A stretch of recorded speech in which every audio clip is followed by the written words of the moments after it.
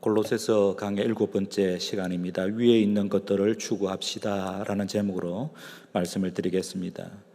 바울은 앞단락에서 거짓 교사들의 문제가 무엇인지 밝히고 논박했습니다. 거짓 교사들은 천사들이 하나님께 예배하는 광경을 환상으로 보았다고 자랑했습니다. 그러면서 자기들처럼 천사들의 예배 광경을 모방하여 예배하면 천사들의 예배 광경을 환상으로 보게 될 것이고, 그러면 경건의 높은 수준에 도달하게 된다고 주장했습니다. 바울은 그 거짓 교사들의 말들은 허망한 말들이고 그들의 행위들도 자기들을 자랑하고 높이는 외식하는 행위에 불과하다고 논박했습니다. 간단히 말하면 거짓 교사들의 말들과 행위가 그리스도와 전혀 상관이 없음을 바울이 밝힌 것입니다. 이제 바울은 그 거짓 교사들에 대항하여 성도와 교회가 추구해야 할 진정한 대안을 제시합니다. 본문 1절을 시작하는 접속사 그러므로가 바로 그 뜻입니다. 성도와 교회가 거짓 교사들과의 영적 전투에서 승리하려면 거짓 교사들의 정체를 올바르게 분별하고 대적하는 것을 넘어서 복음에 합당하게 살아야 한다는 것입니다. 복음에 합당하게 사는 것이 무엇인지 바울은 3장 1절에서 4장 6절까지 5가지로 제시합니다. 3장 1절에서 4절 오늘 우리가 살펴볼 단락인데, 위에 있는 것들을 추구하라고 말씀합니다. 3장 5절에서 11절까지는 옛사람의 옷을 벗어버리라. 3장 12절에서 17절까지는 새사람의 옷을 입어라. 3장 18절에서 4장 1절까지는 가족과 이웃을 바르게 섬기라. 4장 2절에서 6절까지는 영혼 구원을 위하여 기도하고 힘쓰라. 사도 바울은 성도와 교회가 추구해야 할 진정한 대안 5가지를 제시하고 있습니다. 오늘은 그 첫째 단락을 살펴보겠습니다. 1절에서 위의 것을 찾으라, 2절에서 위의 것을 생각하라고 했는데, 위의 것을 찾으라는 말은 위에 있는 것들을 추구하라라는 뜻입니다. 위의 것을 생각하라라는 말은 위에 있는 것들에 마음을 집중하라라는 뜻입니다. 위에 있는 것들이란 그리스도께서 하나님 우편에 앉아 계시는 하늘나라와 그 하늘나라에 속한 것을 뜻합니다. 1절에서 그것을 밝히고 있죠. 사도 바울은 본서신에서 하늘나라에 관하여 이미 언급했습니다. 골로새서 1장 5절에 보면 너희를 위하여 하늘에 쌓아둔 소망이라는 어구가 나오는데, 오늘 박지한 집사님께서 이 어구에 해당되는 노래를 잘 불러주셔서 감사합니다. 하늘나라에 우리를 위한 소망이 쌓여 있다, 그 소망이 보관되어 있다고 사도 바울은 말씀합니다. 여기 소망이란 미래의 성도와 교회가 완성될 천국에 들어가 예수님처럼 영화롭게 되는 것을 뜻합니다. 골로새서 1장 13절에 보면 그 소망이 쌓여있는 하늘나라, 즉 천국을 그의 사랑의 아들의 나라라고 말씀하지요. 성부 하나님께서 사랑하시는 아들이신 예수 그리스도의 나라가 천국입니다. 천국은 예수님께서 다스리시는 나라입니다. 그러므로 지금 예수님의 다스리심에 순종하는 성도와 교회 안에 이미 천국이 임했고 확장되고 있습니다. 예수님께서 재림하시면 천국이 완성되지요. 그 완성된 천국이 새하늘과 새 땅입니다. 그러므로 위에 있는 것들을 생각하고 추구하라는 것은 현재의 천국을 누리게 하시고 미래에 완성될 천국에 들어가게 하실 예수님을 생각하고 그 예수님을 바라보며 살아가라라는 뜻입니다. 즉 예수님을 열렬히 사랑하고 존경하고 섬기라는 뜻이지요. 그럴 때에 하나님께서 하늘의 신령한 복을 부어주십니다. 에베소서 1장 3절입니다. 찬송하리로다. 하나님 곧 우리 주 예수 그리스도의 아버지께서 그리스도 안에서 하늘에 속한 모든 신령한 복을 우리에게 주시되라고 말씀합니다. 하나님께서 우리에게 하늘의 신령한 복을, 모든 복을 주실 때에 왜 예수님 안에서 주실까요? 그 이유를 골로새서 2장 3절에서 사도 바울이 말씀했습니다. 예수님 안에 지혜와 지식의 모든 보화가 감추어져 있기 때문입니다. 다시 말해서 예수님에게 모든 복이, 하늘과 땅의 모든 복이 감추어져 있기 때문에 예수님 안에서 하늘의 신령한 모든 복을 우리에게 주시는 것이지요. 그런데 오늘의 본문 3장 1절에서는 지혜와 지식의 모든 보화를 갖고 계시는 예수님께서 지금 하나님 우편에 앉아 계신다라고 말씀합니다. 성부 하나님께서 십자가에 죽기까지 자기에게 복종하신 예수님을 높이셔서 자기의 오른편에 앉히셨습니다. 조금 전에 사도신경을 통해 우리의 신앙을 고백한 것처럼 예수님은 십자가에서 죽으시고 부활하셨습니다. 그리고 승천하셔서 지금 하나님 우편에 앉아 계십니다. 예수님께서 지금 하나님 우편에 앉아 계신다는 뜻은 예수님께서 성부 하나님의 정권을 위임받아 온 세상과 역사를 다스리고 계신다는 뜻입니다. 그 예수님의 다스림에 더 많은 이들이 복종하도록 은혜의 때, 구원의 때를 열어주셨는데 그 기간이 종말입니다. 우리가 지금 종말을 살아가고 있죠. 그런데 종말은 영원하지 않습니다. 예수님께서 재림하시면 은혜와 구원의 때인 종말이 끝납니다. 그때 예수님의 다스림에 복종하지 않은 자들은 심판을 받아 영원한 형벌을 받게 되지요. 여기에 성도와 교회에 절박한 사명이 있습니다. 예수님께서 재림하시기 전에 한 영혼이라도 더 구원하는 것이죠. 한 영혼이라도 더 예수님의 다스리심에 복종하게 하는 것이 우리 성도와 교회가 받은 사명입니다. 예수님께서 성천하시기 전에 제자들에게 지상 대명령을 주셨습니다. 그 지상 명령을 받들어 한 영혼 구원하여 제자 삼는 것이 성도와 교회의 최우선적인 사명입니다. 어떻게 하면 한 영혼 구원하여 제자 삼을 수 있을까요? 성도와 교회가 먼저 예수님의 성숙한 제자가 되어야 합니다. 어떤 자가 예수님의 성숙한 제자일까요? 오늘 본문에 따르면 위에 있는 것들을 생각하고 추구하는 성도입니다. 즉 예수님과 그의 관계된 것에 최고의 가치를 두고 살아가는 것이죠. 간단히 말하면 예수님과 동행하는 삶, 예수님 중심의 삶을 사는 것입니다. 골로새서만 아니라 모든 성경은 우리 성도에게 우선적으로 예수님과 동행하라고, 예수님 중심의 삶을 살아라고 한결같이 강조합니다. 본문 1절을 다시 보시기 바랍니다. 그러므로 너희가 그리스도와 함께 다시 살리심을 받았으면 이라고 시작하고 있습니다. 여기 너희가 그리스도와 함께 다시 살리심을 받았으면 이라는 종속절은 조건절이죠. 면이라고 하는 것이 붙어 있으니까요. 조건절에는 가정법적 조건절, 예를 들어서 해가 서쪽에서 뜬다면 이건 불가능한 것이죠. 일어나지 않은 일입니다. 이게 가정법적 조건절입니다. 그러니까 직설법적 조건절도 있는데 여기에 조건절은 직설법적 조건절입니다. 그래서 여기 금방 읽었던 이 어구를 더 명확하게 번역한다면 너희가 그리스도와 함께 다시 살리심을 받았으므로, 다시 살리심을 받았으니까 라는 뜻입니다. 예수님을 구주와 주님으로 믿는 성도는 이미 그리스도와 함께 다시 살리심을 받았습니다. 이미 영생을 받았고 영생을 누리고 있습니다. 성도는 그리스도와 함께 죽었고 그리스도와 함께 장사 지낸 바 되었고 그리스도와 함께 살아났습니다. 이것이 성도가 받은 세례의 의미입니다. 골로새서 2장 12절에 세례가 무엇인지를 밝히고 있죠. 너희가 세례로 그리스도와 함께 장사되고 또 죽은 자들 가운데서 그를 일으키신 하나님의 역사를 믿음으로 말미암아 그 안에서, 예수님입니다. 예수님 안에서 함께 일으키심을 받았느니라. 로마서 6장 3절 4절에서도 세례의 의미를 밝히고 있습니다. 무릇 그리스도 예수와 합하여 세례를 받은 우리는 그의 죽으심과 합하여 세례를 받은 줄을 알지 못하느냐. 그러므로 우리가 그의 죽으심과 합하여 세례를 받음으로 그와 함께 장사되었나니 이는 아버지의 영광으로 말미암아 그리스도를 죽은 자 가운데서 살리심과 같이 우리로 또한 새 생명 가운데서 행하게 하려 함이라. 바울은 여기서 한 걸음 더 나아가 하나님께서 성도를 그리스도와 함께 이미 하늘에 앉히셨다고 에베소서에서 말씀합니다.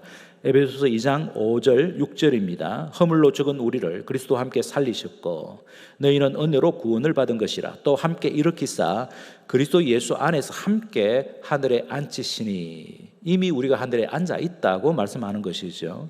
이처럼 성도는 이미 천국의 백성이 되었습니다. 나중에 천국에 들어가는 자가 아니라 지금 예수님과 함께 천국에서 살고 있습니다. 그러므로 성도는 예수님과 떼놓을 수 없는 자가 되었습니다. 예수님과 연합한 자가 되었다는 뜻이죠. 오늘 본문에서도 세 번이나 그리스도와 함께라는 어구를 사용하면서 그리스도와 성도는 연합된 관계, 서로 떼놓을 수 없는 관계임을 강조합니다. 1절, 3절, 4절입니다.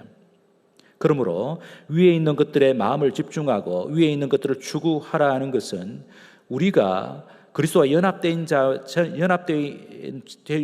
자임을 잊지 말고 그에 걸맞게 살아가라라는 뜻입니다. 간단히 말하면 예수님과 동행하라, 예수님 중심의 삶을 살아라고 하는 것이죠. 그러면 어떻게 사는 것이 예수님 중심의 삶을 사는 것일까요? 오늘 본문을 중심으로 세 가지를 말씀드리겠습니다. 예수님 중심의 삶을 살려면 첫째로 예수님을 즐거워해야 합니다. 예수님을 즐거워해야 합니다. 2절에서 위의 것을 생각하라는 말씀은 이미 말씀드린 대로 위에 있는 것들에 마음을 집중하라는 뜻입니다. 이 말씀의 1차적인 뜻은 하나님 우편에 앉아 계시는 예수님께 마음을 두라고 하는 것입니다. 더 적극적으로 말하면 예수님을 즐거워하라는 뜻입니다. 왜 예수님을 즐거워해야 할까요? 허물과 죄로 죽었던 우리가 예수님과 함께 다시 살리심을 받아 천국의 백성이 되었기 때문입니다. 복음의 핵심은 예수님이 누구시며 어떤 일을 하시는가 하는 것이죠. 예수님의 성육신, 3년간의 공사여, 예수님의 죽으심, 부활, 승천, 또 하나님 우편에 앉아 계시는 것 등 예수님에게 일어난 모든 일들이 허물과 죄로 죽었던 우리를 살리셔서 천국의 백성이 되게 하시기 위함이었다. 이것이 바로 복음의 핵심입니다. 더 나아가 예수님의 재림까지도 우리를 완성된 천국으로 데리고 가시기 위함이다고 하는 것입니다. 성도 여러분, 예수님만이 우리를 천국의 백성이 되게 하십니다. 우리가 천국의 백성이 되는 것은 오직 예수님 때문이죠. 그러므로 먼저 예수님을 영접해야 합니다. 예수님을 영접하면 예수님의 생명, 즉 새 생명이 우리 안에서 약동합니다. 우리 안에 약동하고 있는 새 생명은 안전하고 영원합니다. 그 새 생명이 예수님의 생명과 연합된 생명이기 때문입니다. 그것을 3절에서 밝히고 있죠. 이는 너희가 죽었고 너희 생명이 그리스도와 함께 하나님 안에 감추어졌음이라. 우리 안에 새 생명이 약동하고 있는데 그 새 생명은 하나님 안에 감추어진 생명이다라고 말합니다. 하나님 안에 하나님이 보존하시고 하나님께서 지켜주시기 때문에 그 생명은 영원하다고 하는 것입니다. 예수님께서 나는 선한 목자라고 선언하셨죠. 그러면서 이렇게 말씀하셨습니다. 요한복음 10장 10절입니다. 도둑이 오는 것은 도둑질하고 죽이고 멸망시키려는 것뿐이요. 여기 말하는 도둑은 거짓 목자들, 거짓 지도자들, 거짓 선지자, 거짓 교사들을 가리킵니다. 도둑이 오는 것은 도둑질하고 죽이고 멸망시키려는 것뿐이요. 내가 온 것은, 예수님이 오신 것은 양으로 생명을 얻게 하고 더 풍성히 얻게 하려는 것이라. 예수님에게서 새 생명이 흘러넘쳐서 양들도 죽지 않고 영생을 누리게 된다라고 하는 것입니다. 예수님께서 십자가를 앞두고 다락방에서 제자들과 몇 시간 함께 지내시면서 제자들에게 주옥 같은 말씀과 행동으로 풍성한 생명을 약속하셨습니다. 양들을 노력하는 거짓 교사들과는 정말로 다르지요. 요한복음 13장에서 16장까지에 걸쳐서 예수님이 말씀하시고 아름다운 행동을 보여주셨습니다. 예수님께서 유월절 만찬을 제자들과 함께 하셨습니다. 사랑의 식탁이죠. 너희들은 나의 가족들이다. 한 식탁에 둘러앉은 하나님이 한 가족이다. 그러므로 우리의 가족 관계는 무슨 일이 있어도 깨어지지 않을 것이다. 자주 이 식탁을 생각하며 나의 사랑을 신뢰하라고 예수님께서 제자들에게 말씀하신 것이죠. 성찬식도 거행하셨습니다. 예수님께서 제자들을 얼마나 사랑하고 계시는지를 확인시켜 준 사랑의 언약식이었습니다. 지금은 너희들에게 떡과 포도주를 나누어 주지만 이제 후로는 내가 너희들을 위하여 나의 몸과 피를 내줄 것이다. 즉 나의 모든 것을 줄 것이다. 그래서 너희들은 나로 인하여 살게 될 것이고 승리하게 될 것이다. 제자들에게 약속하신 것입니다. 예수님께서 제자들의 발을 씻겨주시지 않으셨습니까? 너희들이 세상에서 자주 실패할 것이다. 그러나 그 실패가 끝이 아니다. 목욕한 자는 발만 씻으면 되듯이 실패할 때마다 언제든지 나에게 달려와 더러운 발을 내밀으라. 지금 내가 너희의 발을 씻어주듯이 언제라도 나는 너희의 연약함과 상처들과 죄들을 용서해 주겠다. 나에게 달려와 죄 용서를 받으라고 하신 것입니다. 예수님께서 너희들은 나의 친구다라고 말씀하셨고 승리의 약속까지 주셨습니다. 세상에서는 너희가 환난을 당하나 담대하라. 내가 세상을 이기었노라. 너희들도 나처럼 승리하도록 내가 너희들을 끝까지 돕겠다라고 약속하셨습니다.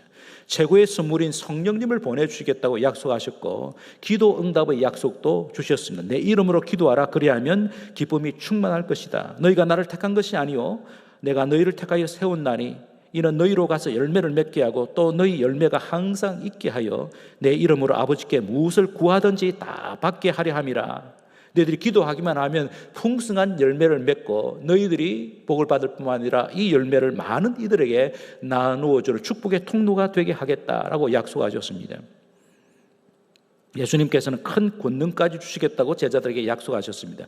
요한복음 14장 12절입니다. 내가 진실로 진실로 너에게 이르노니 나를 믿는 자는 내가 하는 일을 그도 할 것이요 또한 그보다 큰 일도 하리니 이는 내가 아버지께로 감이라.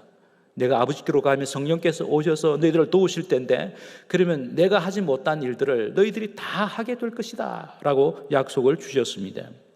예수님께서는 제자들에게 하신 약속을 지금도 성취하고 계십니다. 그러므로 성도와 교회는 예수님을 믿고 사랑하고 존경해야 합니다. 예수님 안에 거해야 하죠. 예수님의 사랑 안에 거해야 합니다. 예수님의 사랑에 감사하고 감격해야 합니다. 예수님께 매료되어야 합니다. 성도와 교회가 예수님 중심의 삶을 살려면 먼저 예수님을 즐거워해야 합니다. 성도와 교회가 예수님 중심의 삶을 살리면 둘째로 예수님의 재림을 소망해야 합니다. 예수님께서 재림하시면 성도와 교회는 예수님처럼 될 것이라고 4절에서 말씀하고 있습니다. 오늘 본문 4절입니다. 우리 생명이신 그리스도께서 나타나실 그때에 재림하실 그때에 너희도 그와 함께 예수님과 함께 영광 중에 나타나리라. 이것이 예수님께서 이루실 최종적인 약속입니다. 이 약속의 성취를 믿고 우리는 소망해야 합니다. 성천하신 예수님께서는 지금 하나님 아버지께 성령님을 받아서 세상 곳곳에 보내시고 계십니다. 성령님을 받은 제자들과 교회들이 구원의 복음을 널리 전파하도록 성령님을 계속하여 보내주십니다. 성령님께서는 세상 사람들이 구원의 복음을 들을 수 있도록 그들의 마음의 문을 열고 계십니다. 그래서 천국에 들어올 사람들의 수를 채우고 계십니다. 그 수요가 얼마인지는 하나님만이 아십니다. 천국에 들어올 사람의 수요가 다 채워지면 예수님께서 재림하십니다. 그 재림의 날에 성도들은 몸과 영혼이 예수님처럼 변화하여 예수님께서 예비하신 천국에서 영원히 살게 됩니다. 이것이 성도가 붙잡아야 할 최고의 소망입니다. 영원롭게 된 우리의 몸과 영혼이 영원히 살게 될 천국을 요한계시록에서는 새하늘과 새 땅이라고 묘사합니다. 요한계시록 21장 1절에서 7절까지인데 좀 길지만 제가 읽겠습니다. 여러분이 들어보시면서 앞에 자막을 보면서 우리가 들어가게 될 천국을 상상해 보시기 바랍니다. 또 내가 사도 요한입니다. 또 내가 새하늘과 새 땅을 보니 처음 하늘과 처음 땅이 없어졌고 바다도 다시 있지 않더라. 또 내가 보매 거룩한 성새 예루살렘 완성된 천국 영광스럽게 완성된 천국을 가리킵니다. 성새 예루살렘이 하나님께로부터 하늘에서 내려오니 그 준비한 것이 신부가 남편을 위하여 단장한 것 같더라. 내가 들으니 보좌에서 큰 음성이 나서 이르되 보라 하나님의 장막이 사람들과 함께 있음에 하나님이 그들과 함께 계시리니 그들은 하나님의 백성이 되고 하나님은 친히 그들과 함께 계셔서 모든 눈물을 그 눈에서 닦아주시니 다시는 사망이 없고 애통하는 것이나 곡하는 것이나 아픈 것이 다시 있지 아니하리니 처음 것들이 다 지나갔음이 이르라. 보좌에 앉으신 이 성부 하나님입니다. 보좌에 앉으신 이가 이러시되 보라 내가 만물을 새롭게 하노라 하시고 또 이러시되 이 말은 신실하고 참되니 기록하라 하시고 또 내게 말씀하시되 이루었도다. 나는 알파와 오메가요 처음과 마지막이라. 내가 생명수 샘물을 목마른 자에게 값없이 주리니 이기는 자는 이것들을 상속으로 받으리라. 나는 그의 하나님이 되고 그는 내 아들이 되리라. 완성될 천국인 새하늘과 새 땅은 우리가 지금 보고 있는 하늘, 땅과는 현격하게 다릅니다. 지금 우리가 살고 있는 하늘과 땅은 자연의 이변, 대기와 환경의 오염, 질병과 고통, 늙음과 사망이 지배하고 있습니다. 그러나 그 하늘과 땅보다도 더 끔찍한 곳이 예비되어 있는데 그곳이 바로 불과 유황으로 타는 지옥입니다. 요한계시록 21장 8절입니다. 그러나 두려워하는 자들과 믿지 아니하는 자들과 흉악한 자들과 살인자들과 음행하는 자들과 점술가들과 우상숭배자들과 거짓말하는 모든 자들은 불과 유황으로 타는 못에 던져지리니 이것이 둘째 사망이라. 계속된 사망으로 고통하며 지나게 될 지옥을 가리킵니다. 지옥에 떨어진 사람들은 이처럼 극한 고통 속에서 영원토록 후회하고 고통하게 될 것입니다. 하지만 하나님의 형상으로 회복된 성도들은 하나님과 영원히 교제하는 천국에 들어갑니다. 천국은 하나님께서 하사하시는 모든 좋은 것을 누리고 나누는 곳, 사랑과 기쁨과 평화가 가득한 곳입니다. 그래서 그 이름이 새 예루살렘 성입니다. 천국은 사랑의 도시, 기쁨의 도시, 평화의 도시입니다. 그리고 천국은 그 가운데 생명수 강이 흐르고 강 좌우에 생명나무 과실이 가득한 낙원이라고 묘사합니다. 계시록 22장 1절 2절입니다. 또 그가 수정같이 맑은 생명수의 강을 내게 보이니 하나님과 및 어린 양의 보좌로부터 나와서 길 가운데로 흐르더라. 강 좌우에 생명나무가 있어 12가지 열매를 맺되 달마다 그 열매를 맺고 그 나무 잎사귀들은 만국을 치료하기 위하여 있더라. 천국에 거하는 성도들은 영과 육이 날마다 새롭게 되어 하나님께서 기뻐하시는 일을 마음껏 하며 살 것입니다. 그래서 천국은 새로운 창조가 계속하여 일어나는 곳입니다. 천국은 또한 죄가 침투할 수 없는 곳으로서 항상 맑고 밝은 곳입니다. 계시록 22장 5절입니다. 다시 밤이 없겠고 등불과 햇빛이 쓸데없으니 이는 주 하나님이 그들에게 빛이심이라. 그들이 세세토록 왕노릇 하리로다. 심지어 모든 만물이 하나님의 뜻에 순복함으로써 질서와 조화를 이루는 곳이 천국입니다. 이사야 11장 6절에서 9절입니다. 그때 이리가 어린 양과 함께 살며 표범이 어린 염소와 함께 누우며 송아지와 어린 사자와 살진 짐승이 함께 있어 어린 아이에게 끌리며 암소와 곰이 함께 먹으며 그것들의 새끼가 함께 엎드리며 사자가 소처럼 풀을 먹을 것이며 젖먹는 아이가 독사의 구멍에서 장난하며 젖된 어린 아이가 독사의 굴에 손을 넣을 것이라. 내 거룩한 산 모든 곳에서 해됨도 없고 상함도 없을 것이니 이는 물이 바다를 덮음같이 여호와를 아는 지식이 세상에 충만할 것임이니라. 여기서 우리가 주목해야 할 것은 천국이 추상적이거나 상상의 세계가 아니라는 점입니다. 천국은 하나님께서 손수 건설하시는 실제 하는 나라요 낙원입니다. 그래서 그 낙원에, 그 천국에는 육체를 가진 사람과 생물과 물체가 거주하는 곳입니다. 우리가 천국에 가면 그곳에 계시는 하나님과 피조물 전부를 우리의 육체적 감각으로 인지할 수 있습니다. 그러면 우리의 몸과 영혼이 함께 천국에 들어가는 때가 언제일까요? 이미 말씀드린 대로 예수님께서 재림하시는 날입니다. 그때 모든 성도들의 몸이 천국에서 살 수 있는 영광스러운 몸으로 변화합니다. 오늘 보면 4절의 말씀대로 예수님께서 재림하실 그때 우리는 완성된 천국에 들어가게 되죠. 즉 예수님이 재림하시는 날 우리 모두는 예수님과 함께 새하늘과 새 땅에 들어가 거기서 영원히 삽니다. 요한일서 3장 2절입니다. 사랑하는 자들아 우리가 지금은 하나님의 자녀라. 장래에 어떻게 될지는 아직 나타나지 아니하였으나 그가 나타나시면 예수님이 재림하시면 우리가 그와 같을 줄을 아는 것은 그의 참모습 그대로 볼 것이기 때문이니 라고 말씀합니다. 빌립보서 3장 20절 21절입니다.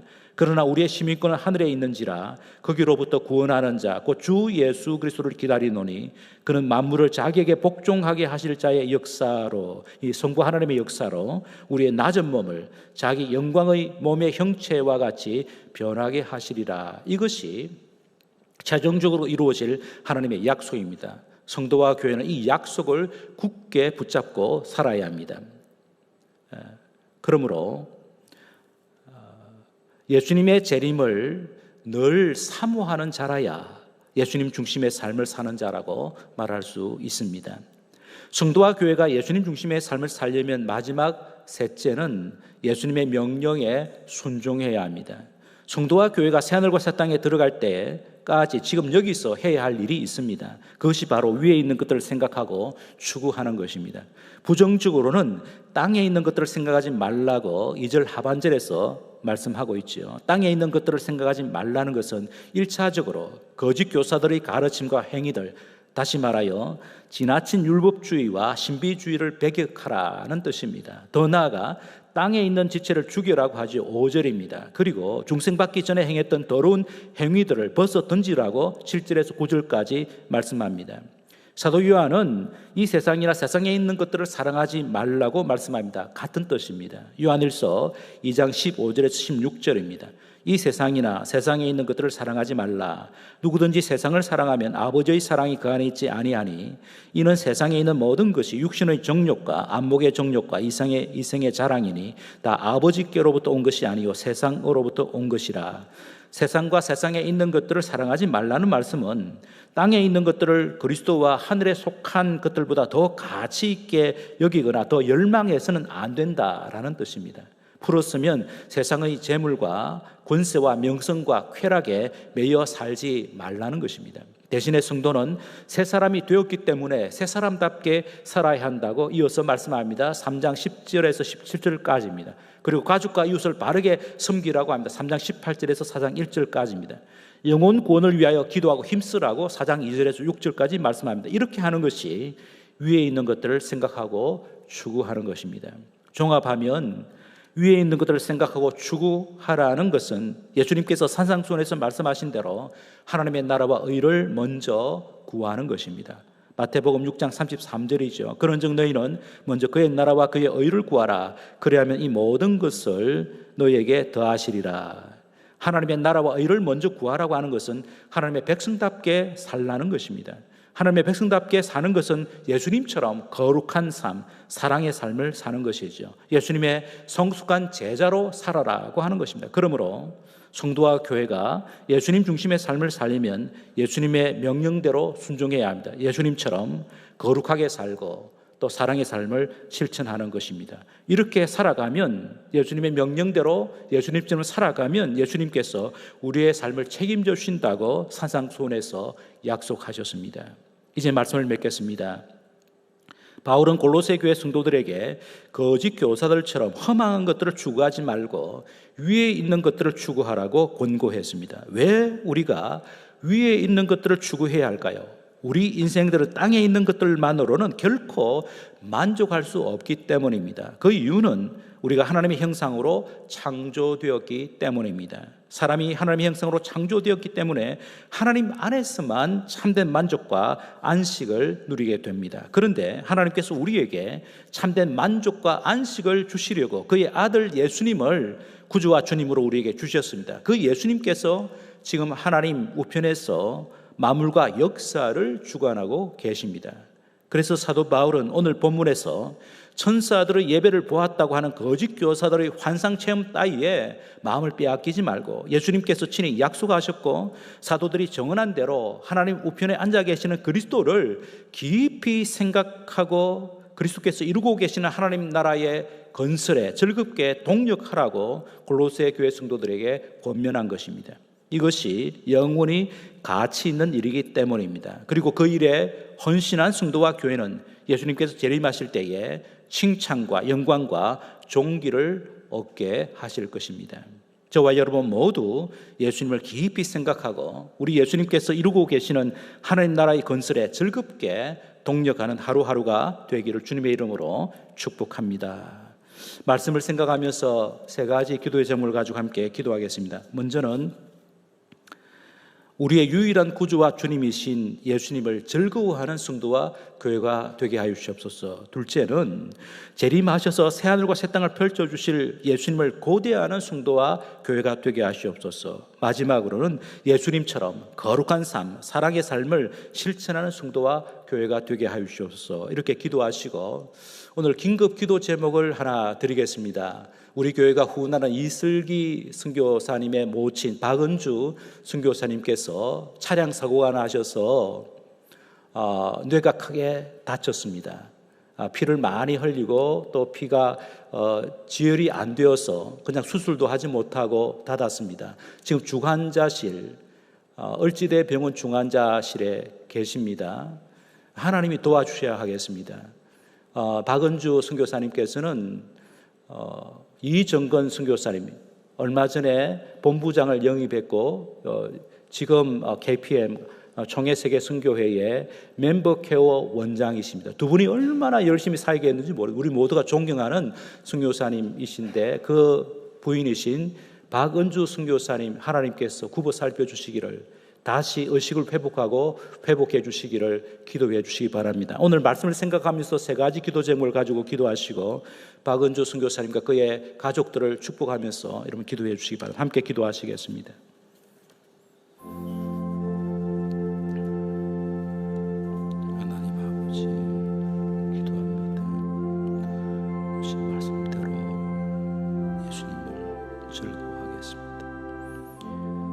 재림하실 우리 주님을 고대합니다. 재림하실 때까지 예수님처럼 거룩한 삶, 사랑의 삶을 실천하기를 간절히 원합니다. 오늘도 박은주 성도를 위해 기도합니다. 의사가 고칠 수 없는 것 우리 하나님께서 고칠 수가 있음을 확실하게 믿습니다.